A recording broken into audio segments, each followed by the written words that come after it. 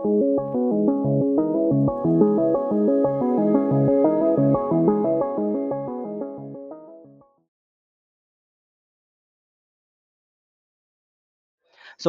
the first what I'm trying to do here is I'm creating a variable in Python. Okay, so this name and this capital name. So what this example is trying to tell you is name and capital L name are considered different in Python. So Python is a case sensitive language. If you change a variable name, what do I mean by variable name? So variables are, you can say are kind of a containers. You have containers in your home, right? And you put sugar in it or tea leaves or anything. So they're kind of containers who are resembling a value, or okay, who are resembling a value. You can say this particular name has what value, has this value. This particular capital L name has what value, has this value.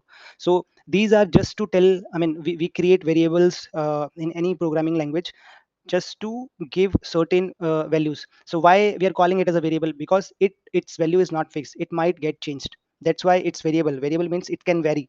Okay, right now we have mentioned it as a fixed value, like, I mean, we are not changing it, but I can change it, right? I can keep ABC also, right?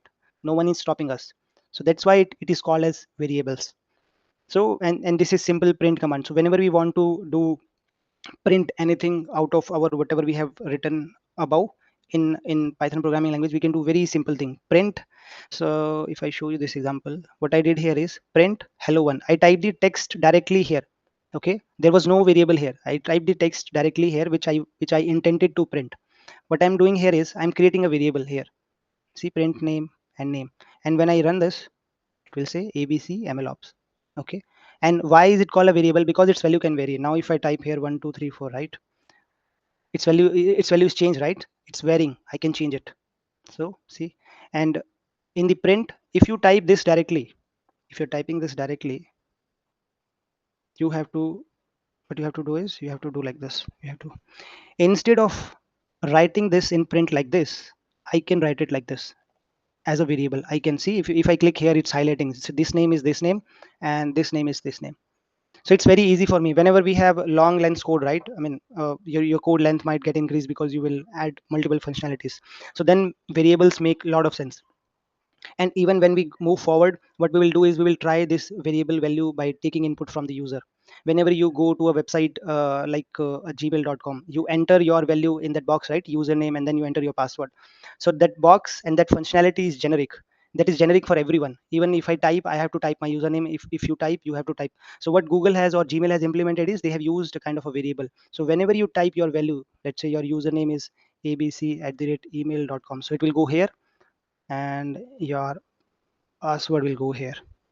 Okay, and so if I want to comment this line, I can put a hash in front of it. Okay, so now this will be ignored, this will not get printed.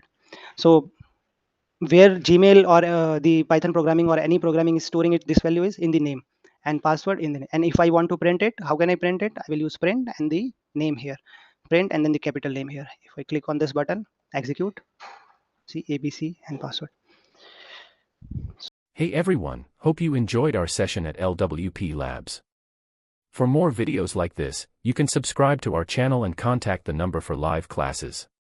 The future is now with AI.